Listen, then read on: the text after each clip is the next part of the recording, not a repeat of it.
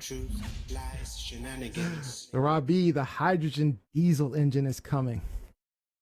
You got it. And you know me, I'm a sucker for emerging green technologies. So a Yeah. group of engineers at the University of New South Wales claim to have successfully modified a conventional diesel engine to use hydrogen and a small amount of diesel. Now, they say that their patented technology has cut carbon dioxide emissions by more than 85%. So, credit for this amazing development goes to Professor Sean Cook and his team at the University School of Mechanical and Manufacturing Engineering. What's really remarkable is that this technology will reduce CO2 emissions in an industry that represents about 8% of total global emissions. So, now seeing as the mining industry has made trillions of dollars at the expense of the global environment, should the engine conversions be government subsidized, or should the mining companies be on the hook for this one? I'm sorry for laughing while you were talking. I apologize, but Kevin Thaxton wrote Hindenburg in big letters. Because Hindenburg obviously blew up. It was hydrogen. Yeah. Wait, what was your There was question, no Rob? diesel in it. Yeah, could you repeat the question? I apologize for laughing. It's okay. All right. So I was just saying that seeing as the mining industry has made trillions of dollars at the expense of the global environment, should the engine conversions be government subsidized, or should mining companies be on the hook for this? Government subsidized.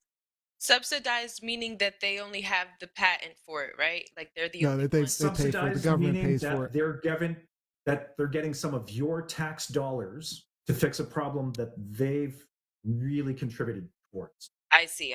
That's a good question. Okay. Yeah, I think there's no question. It Yeah. should be government subsidized. I understand that they supposedly created the problem, but the problem is created worldwide. It wasn't just the mining companies that created it. It wasn't just one or two industries that created it. It's global, and I think that Kevin Thaxton says corporations pay. I think corporations should pay as well. I think the I world was needs thinking to. that too. I think the world needs to be just invested in solving this problem. What were you saying, Johnny? You were thinking what? No, I was thinking the same thing that Kevin was saying. I feel like the corporations immediately, because, and I know probably they have to mine for a reason, and it's a business, and everything is a business, and the government is a bit cool. But I think that since you started digging, then you have to pay up. You did it. But I feel like people wouldn't have an issue if it was a part of our tax dollars, because it's something that is beneficial to us in the long run, in general.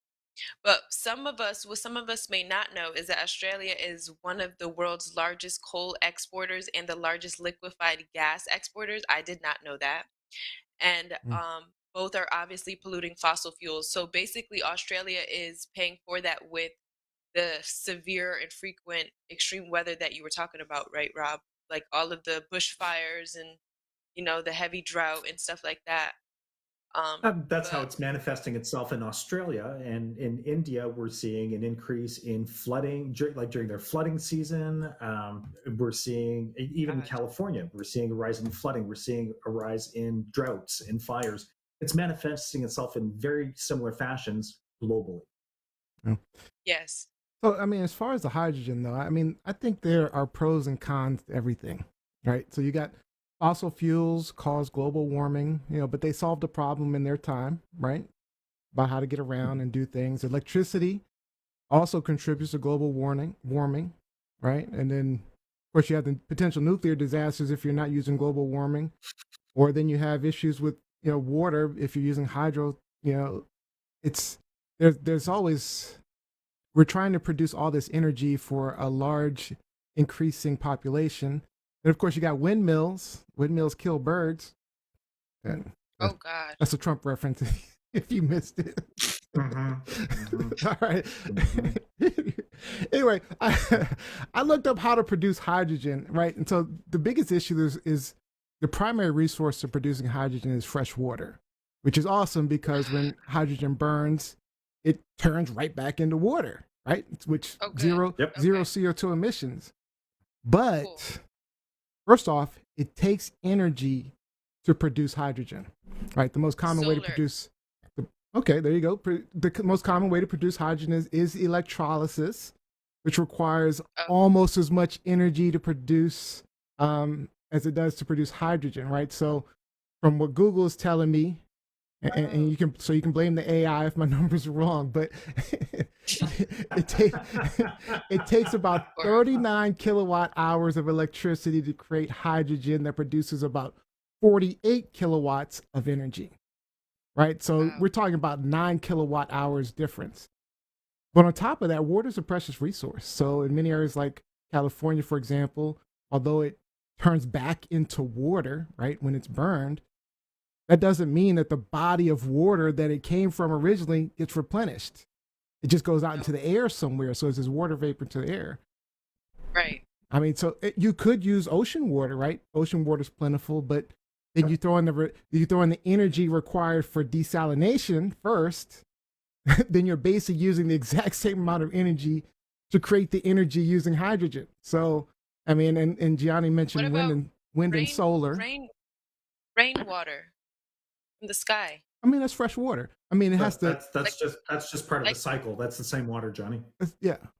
So, no, I'm saying why can't they just collect rainwater and use that I mean, that's what it as is. I mean, Because opposed? that rainwater falls into your biosphere. It's what you need for your aquifer. Like it's all the same Oh, it's water. needed. yeah, I see. I yeah, see.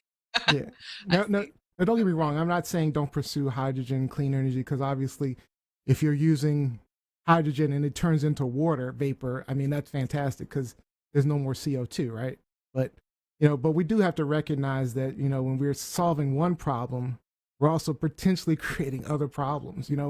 We just have to be aware of those potential other problems. Yeah, But that's if true. we're going to tackle the salinization problem, because the Earth doesn't have a water shortage, we have a salt surplus. With 66% of the Earth's surface is water, but it's mostly salt water. We've got too much salt water. So if we can get a good handle on the desalinization, and there's other emerging industries, if it can be done using renewable and sustainable technologies and we're Like lowering our solar. Mhm. emissions, yeah, and Right. as so long as we're bringing our total emissions down, that's the target and that's the goal. Yeah, And I really think that in this instance, the corporations bear the brunt of the cost. I agree that as I taxpayers, agree with we that. all want what's Not the better. brunt, but So there should be, as a society, a small investment on our part, but the brunt of it needs to be taken up by the corporations. And I think that a great mechanism to hold them accountable is to put very strict conversion targets in place. And if the industry fails to meet those targets, then their mineral rights, which are held by the government that holds the land, then those mineral rights need to be renegotiated. So whether it's, you're getting X amount per tonnage, now you're getting X amount minus this because we need to take some money back because we need to offset your Mhm. carbon footprint. You hit them where it hurts and they'll convert. Yes, no. So they will. Latoya Blakely No doubt. says, I made the improper designation of Trump. It should be his proper designation is he who shall not be named.